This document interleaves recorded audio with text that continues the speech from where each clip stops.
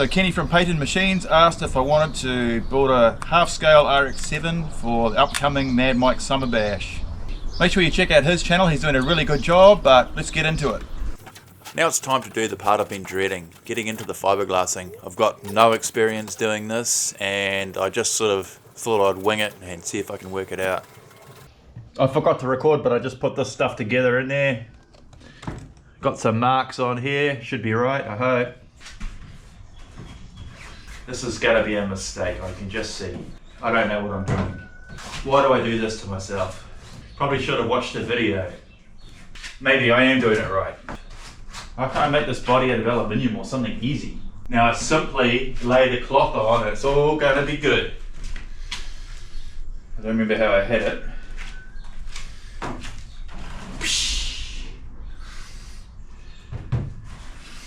Oh man. Probably supposed to have gloves on. Maybe the roller is what I need now. Oh yeah, something's happening.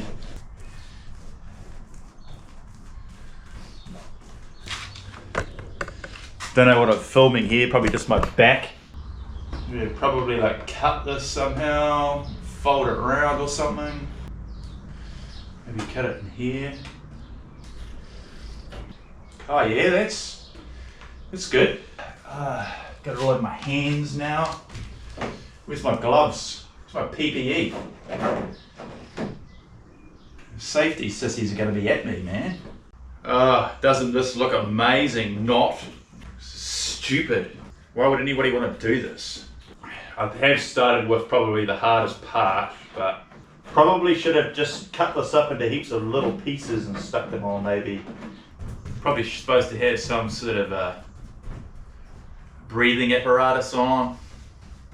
Who cares? Haven't even got to the sanding yet, which is going to be real bad. I think the dabbing technique is the way to go. Yeah, this is the way, the dabbing.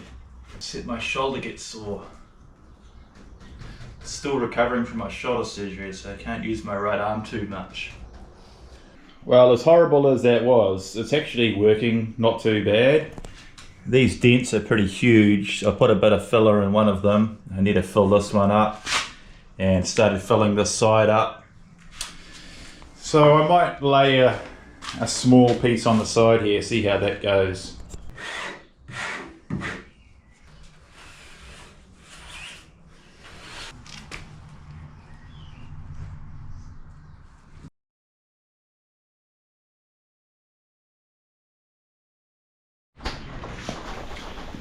I actually got a lot of this side done now and it's not too bad. I got a bit of technique going on. I had some problems with these 3D prints on these sides, so I've cut them out and I just put a piece of cardboard and then fiberglassed over top of that. This whole thing will be getting a few layers. And the roof, these big dents, I've put some pieces of cardboard on here, so I'm going to bog that all and I'm going to sand it and then I'll probably put another layer over top of that and the roof will be nice and strong. I hope. Laid another piece of fiberglass along this side over top of the bog. So we are getting somewhere. I just wish I printed the body a little bit nicer.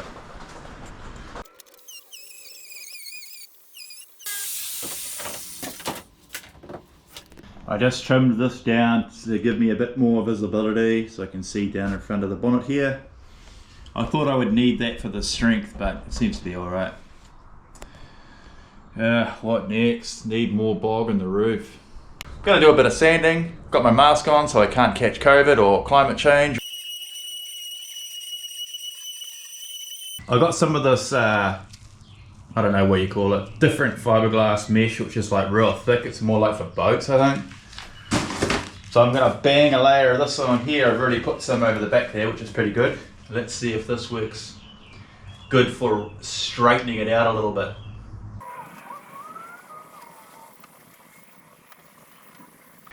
This stuff really absorbs the resin a lot more than the fine cloth. Got that wetted out now. I banged a screw in here and I've got this body stretched a bit because it went out of shape. A lot of mistakes were made on this body. I wish I printed the whole thing out of about 3mm instead of mostly 1mm. It's just not thick enough to hold its shape. I was trying to be cheap and save on filament, but you're better to spend the money on the filament instead of the fiberglass, because the filament is automatic. You just load it into the machine, it prints, you're done. We've got the motor mounted again. These pipes slide inside the chassis, but they're pretty hard to get in there. They need a bit of force to go in. Smash! Been thinking for quite a while about this battery setup, where I'm going to put it. I was going to put it here for the longest time, but it sort of cramps up your driving room quite a lot. I didn't want to put it in the back here just because the cart will wheel stand when I'm not in it. But that might be a cool thing. But this is going to be the easiest place to put it, so let's make a little frame to hold the battery at the back. Once the body's on, it should put a bit of weight on it. Alright, let's weld this up. So this will fit just like that. Pretty good. I would normally tack this together in place here, but I'm struggling with my shoulder still, so I'll tack this up. I'll weld this fully on the bench, and hopefully it doesn't distort too much and it will still fit. Trying to get some work done. Every time I come past, these ducks are just harassing me.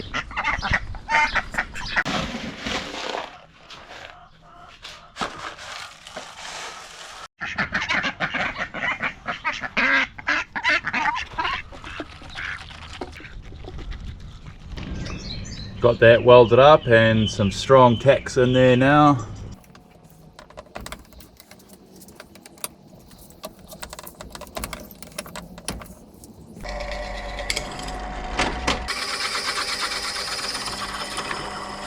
This is my dad's old vintage shearing shears sharpener. You know, cutting wool off sheep. Probably about 100 years old, still goes good. Oh.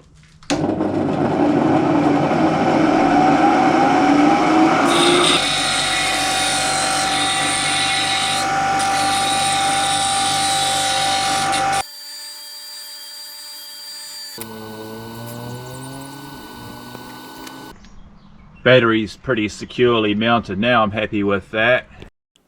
PCBWay, the sponsor, is helping me out again, giving me the parts.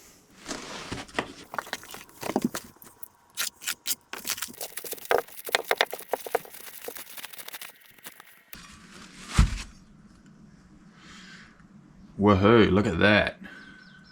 These here are my motor mounts for a QS 180 electric motor. That's the next size up from the QS 138 that I'm using on this cart.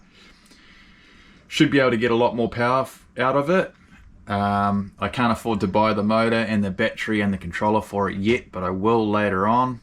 I should be able to after Mad Mike Summer Bash event. I just need to get it going for then.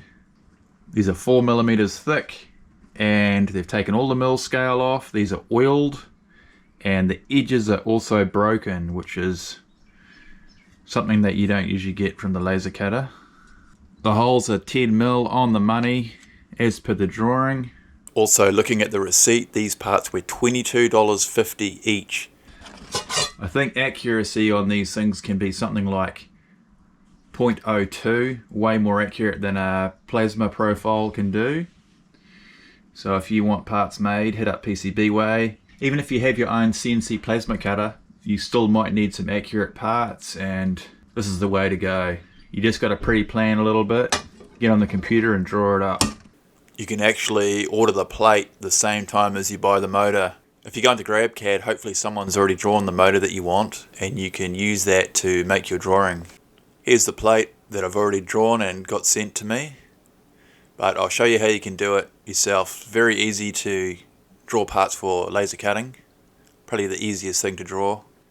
Once you've downloaded your model, click on the face that you want to draw on in sketch mode, and it will automatically pick up the centers from their drawings, so you can go and draw an outside line, and then you can also draw a circle for the bolt holes, and they'll be perfect spacing if you can find the center. Click on create, then circular pattern click your circle, and then the point you want to rotate it around, and the number of holes you want. The motor locates on this lip here, so you also need to draw a circle for that to fit into. Then again, we can just find the center, and just for tolerance sake, go a little bit past where you see the lip, just to make sure. They actually cut a lot more accurate than what they say they do. Once you've clicked finish sketch, you can just use the push-pull tool to extrude your plate as far as you want. I'm doing 4mm, and there's your part made. Then you can go and put some mounts on it, however you want it to mount to the chassis, just using the same method really. It's pretty simple. So any of you guys that have never done something like this before, I'd just advise you to go have a go. It can save you so much time if you can just plan ahead a little bit.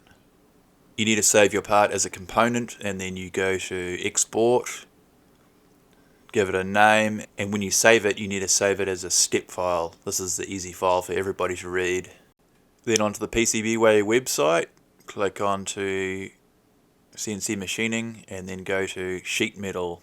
Find your file, upload it. Then you can just go through and select all your options, and they can give you a price, which usually they can drop down or alter. And they've got little pictures giving examples of the different finishes and stuff like that. Alright guys, thanks for watching. Back to the video. So I've got the car propped up like this, so it's a bit easier to work on this front. The reason I'm always working on the ground is it's hard for my recovering shoulder to work in this position, so I have to do everything with my left hand, which is super annoying. Now I'm going to make a hinge for the front of the body, so I can lift the whole thing up to get inside. And I just 3D printed this. I drew it up off the model, and I just make it 0.4mm thick, so it does 2 layers, and it gives you a nice pattern to trace around.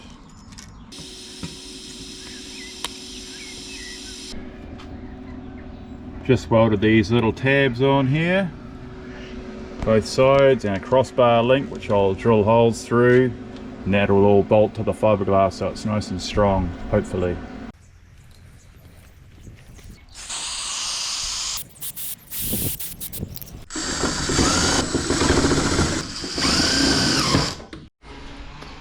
So that bracket fits in there just perfect as per the computer model. This is flexed out a little bit, so I need to maybe bang a screw through there, and those are my holes that are gonna be the hinge. So I need to make another part off there and there that attaches to the front of the cart, but we need to take this outside and line it up before I do that. In the last video I asked what colour I should paint this, but also should I have a spoiler on the back, and what sort. A lot of people said ducktail spoiler.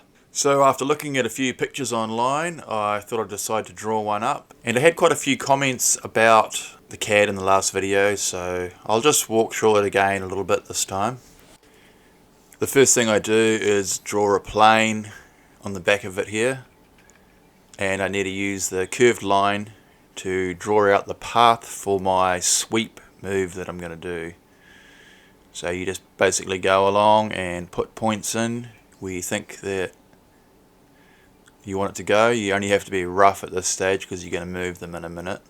Make sure you've got a 3D sketch selected, and then I can grab these points. I'll grab the whole line by double clicking it, and then I can move that into the position I want. Moving the camera around here heaps to see if that's what I like. Then you can grab each individual point and move that to basically bend the line to your will. Then once I'm happy with where my curved line is, I need to click on somewhere on the side profile of the car, orientate it how I want, and then I can start drawing the shape that I'm going to use to sweep along. So I'm using the curvy line again. It makes a curve for you, and we can do the same technique by moving points around once I've drawn it. And you just play around with this over and over till you get a shape that you're happy with. Now time for the action. You click on the sweep tool, click the object you want to sweep, then click the line. It's got an error because it's trying to draw it back to the body there. and start looking at the profile. It's in cut mode, so I change it to solid, and just go around and keep doing that over and over until you get the shape you want. I ended up trying about 3 or 4 different shapes until I got the one that I wanted. Let that run overnight, and oh yeah, it's finished. Just enough wire too.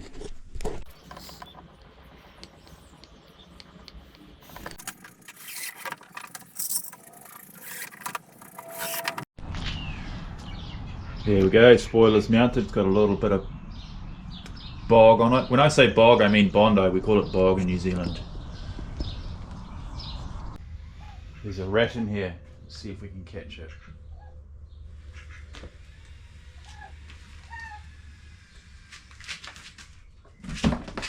Oh, there's 3. There's 3 of them. Ah, no. Wasn't ready for 3 baby rats. Another job I'd been delaying is tidying up my wiring, putting proper plugs on things, and still not the nicest wiring job ever, but I tape everything up and get it out of the way so I can get this thing going.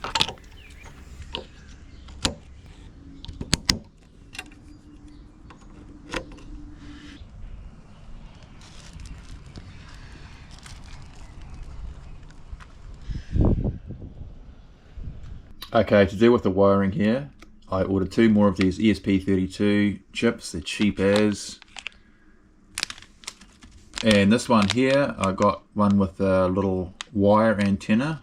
If you've watched part 2, you'll know I can control the whole cart with the PlayStation controller. Everything's wired now. Throttle, brake, then we've got reverse,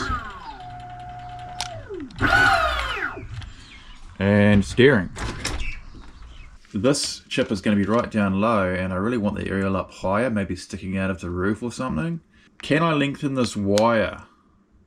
It's pretty small, and I think it's shielded, and I don't know if that will affect anything if I have a go at lengthening it.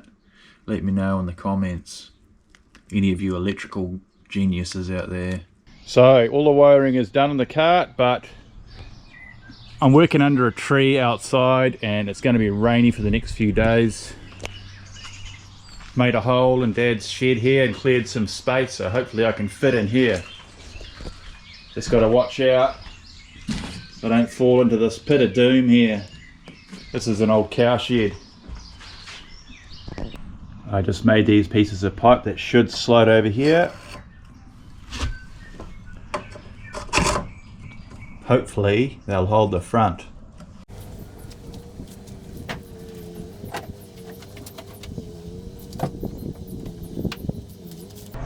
I think that's going to work pretty well. It's going to be quite easy to get in. Need a way of holding it up there though. But while it's up here, I can do some of the fiberglass around here. Getting a bit more confident with this fiberglassing now, and I'm actually starting to enjoy it. Always fun to learn something new, even though I'm not doing it very well.